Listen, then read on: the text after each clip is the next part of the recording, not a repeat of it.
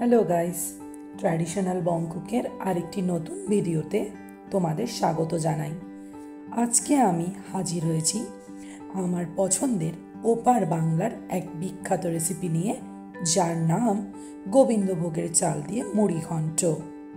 তো বেশি দেরি না করে রেসিপিটি শুরু করা যাক। আমার এই রেসিপিটি তৈরির জন্য যে মূল তিনটি উপকরণ লাগবে সেগুলি হলো আলু, 50 গ্রাম মতো গোবিন্দভোগের চাল আর একটা বড় কাতলা মাছের মাথা।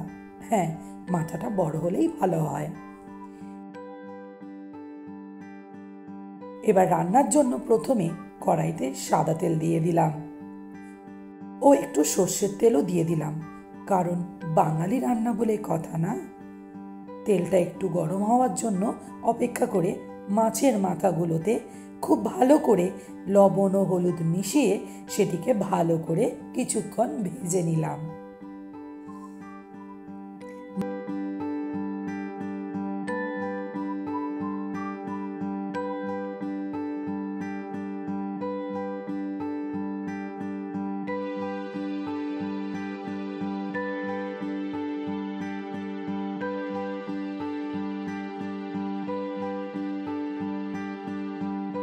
ভাজা হয়ে গেলে মাছের মাথাগুলোকে একটা পাত্রে তুলে নিলাম। এবার সেই একই তেলে কিছুটা মেথি ফোড়ন দিয়ে তাতে কেটে রাখা আলুগুলোকে নুন ও হলুদ মিশিয়ে সামান্য লাল করে ভেজে নেব। এখানে বলে রাখি, এখানে আমি ফোড়নে মেথি ব্যবহার করেছি। আপনারা চাইলে আপনাদের পছন্দ মতো জিরে বা যে কোনো মশলা ব্যবহার করতে পারেন। এবার সামান্য উপকরণ দিয়ে একটা মশলা তৈরি করে নেব। এখানে মশলা তৈরি করার জন্য একটা পাত্রে 3 চা চামচ আদা ও জিরেকে ভালো পরিমাণে বেটে নিয়েছি। এরপর লবণ, হলুদ, খুব সামান্য লঙ্কার গুঁড়োর সাথে সামান্য জল মিশিয়ে তাতে 2 কাঁচা লঙ্কা চিড়ে একটি পেস্ট তৈরি করে নিলাম। এবার কড়াইতে 2 তেজপাতা দিয়ে সেই বানিয়ে রাখা মিশ্রণটিকে দিয়ে একটু নেড়ে নেব।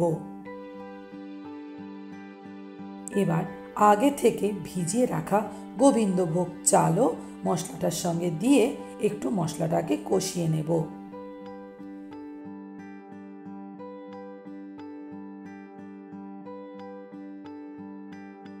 মশলা থেকে তেল বের হলে আমি এখানে একটু ফ্রেশ মাছের তেল অ্যাড করছি।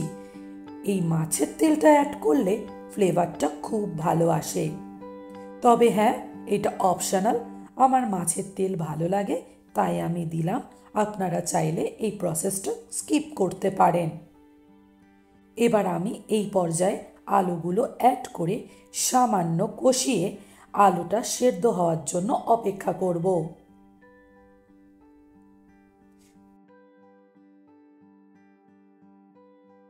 তাতে এবার মাছের মাথার ভাজা টুকরোগুলো দিয়ে একটু ভালো করে নাড়িয়ে নেব।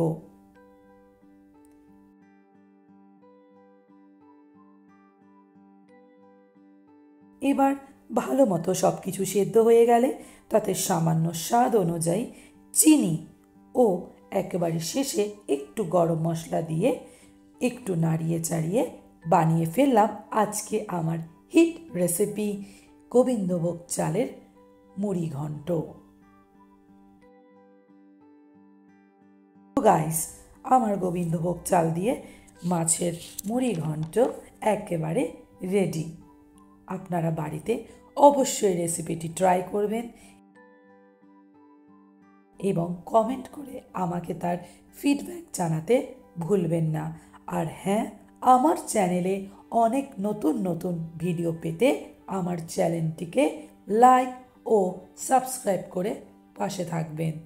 ধন্যবাদ।